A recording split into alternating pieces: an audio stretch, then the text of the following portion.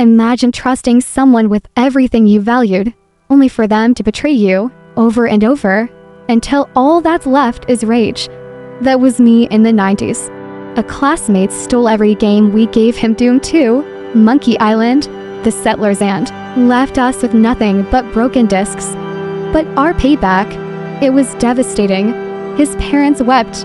His reputation crumbled. And 30 years later, I still smile thinking about it. If you've ever been betrayed by someone who thought they were untouchable, hit that like button, subscribe, and settle in, because this is a revenge story you won't forget. I grew up in the 90s. Back then, gaming wasn't mainstream. No PlayStations in every house. No endless online downloads. Being a PC gamer was almost like belonging to a secret society. I remember the sound of floppy disks clattering on my desk, the way the cases smelled of cheap plastic, the thrill of sliding in a disk and praying it would load. For me and my best friend, those games weren't just entertainment, they were our world. We saved every coin we could. No extra sodas at lunch, no unnecessary snacks. We pulled money for weeks just to order a single game from abroad, shipped through airmail. Sometimes the boxes would arrive battered, sometimes delayed. But when they did, it felt like Christmas morning. We built a system. I'd order one, he'd order another, and we'd trade. We figured out how to copy most of them, sometimes even tricking the copy protection systems, which made us feel like little geniuses. It wasn't perfect, but it made our hobby possible. We weren't rich kids, far from it. Every floppy mattered. Losing one would feel like losing gold. Then came him, the new kid. He walked into our classroom with this cocky grin, the kind that screams, "I know something you don't." And he wasted no time bragging. "My uncle," he said, puffing out his chest, "has shelves of PC games, way more than you guys have. Stuff you've never even heard of." Instantly, my ears perked up. Could it be someone who actually shared our passion? Someone who could make our little circle of gaming bigger? I wanted to believe it. Desperately, we struck a deal. We'd hand over our originals, he'd copy them, and in return, he'd share treasures from his uncle's collection. It felt like fate. Finally, someone else who got it. But you know that gnawing feeling deep in your stomach, the one that whispers, "Something's not right here," that was about to prove itself true. The first trade came back bad. He returned a floppy. But when I slid into the drive, nothing, corrupted. Okay, accidents happened. Floppies weren't bulletproof. I shrugged it off. The second time, same thing. Third time, same dot over and over. Every game he gave us was worthless. Missing files, broken copy protection, discs that wouldn't even boot. But the ones we gave him, oh, he kept those.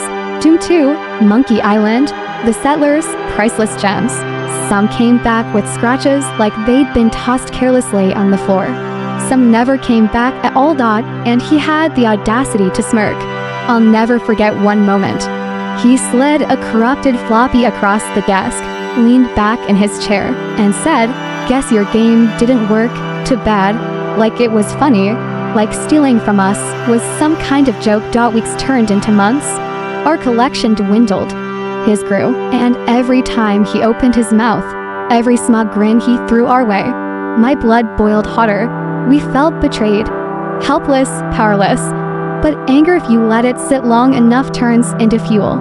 And soon, an idea sparked. See, he wasn't just selfish, he was cruel. I was obsessed with Queen. Freddie Mercury was my idol, his voice, his charisma, the way he owned every stage. But to the new kid, that was ammunition. "Why do you listen to that gay guy?" He'd sneer loud enough for half the class to hear. "You know he died of AIDS, right?" The words stung, not because I was ashamed, but because he was twisting something I loved into a weapon against me. And here's the thing, his family was ultra-conservative. His mom, a devout Catholic. His dad, a man who ruled with an iron fist. The mere idea of their son being different would devastate them. And that gave us the perfect opening. One day, Our entire class was bused to an AIDS awareness event. We listened to lectures, watched videos, got pamphlets about safe sex, prevention, homosexuality, the whole deal. At the end, they handed out free condoms with the foundation's logo printed right on the wrapper. Most kids giggled, stuffed them in their backpacks, and forgot about them. But me and my best friend, we pocketed extra. Walking home that day, flyers in one hand, condoms in the other. My mind lit up like fireworks. The plan was born. Here's the thing about the 90s, not many kids had printers at home, but I did, an inkjet, the kind that hummed like a spaceship taking off. We sat in my room, hearts pounding, and crafted the perfect weapon, a letter. We copied the foundation's logo, used the right font, structured it to look official. It read, "Dear, thank you for your letter. We understand it's difficult being open about being homosexual, and you have many questions after the event you attended with your class. Please find enclosed a flyer which should answer many of your questions, as well as some condoms.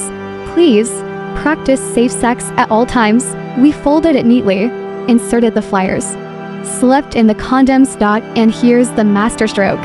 We didn't address it to him directly. We addressed it to Mr. Last Name, his father, because we knew exactly who opened the family's mail. And then, with shaking hands and pounding hearts, we mailed it. The waiting was torture. Every day we glanced at him in class, wondering, has it arrived yet? Then, one morning, he walked in different, his face pale, his eyes red, his usual smirk gone. By lunchtime, the rumors trickled in. His mom had been in tears loud, hysterical sobs that echoed through their house. His father, furious. They believed it. They believed their son had secretly written to an AIDS foundation, asking for advice because he was gay, and they punished him hard, grounded for weeks. No games, no friends, nothing but suspicion hanging over his head. When he came back to school, he avoided us. He avoided everyone. If someone so much as teased him, he snapped. His hands shook. He looked like a prisoner serving out a sentence. And the best part, for the first few days, he believed the letter was real. He thought the foundation had actually written back. At one point, he even accused us of contacting them on his behalf. When we finally admitted we had forged the whole thing, his face turned red with rage. His jaw clenched so tight I thought his teeth might break. But what could he do? The damage was done. Sure, eventually the truth reached the principal. We got called in. Parents were summoned. His red-faced father demanded explanations. Well, we tried not to burst out laughing. But even in that office, I knew we had won. That revenge 30 years later still feels sweet. He thought he was untouchable. He stole from us, mocked us, humiliated us. And with a single letter, we shattered the false image he hid behind. For weeks, he lived under suspicion in his own home, weighed down by his parents' judgment. Our games were gone, yes, but what we gave him instead, shame, fear, humiliation. And that was justice. Looking back, was it cruel? Maybe. But when someone betrays you over and over, sometimes the only language they understand is payback. And in this case, karma used us as its delivery system. So tell me, was this too far? Or did he get exactly what he deserved? Let me know in the comments. And if you enjoyed this roller coaster of betrayal and payback, smash that like button, subscribe for more, and hit the bell so you don't miss the next story. Because trust me, some of the revenge tales coming up are even wilder.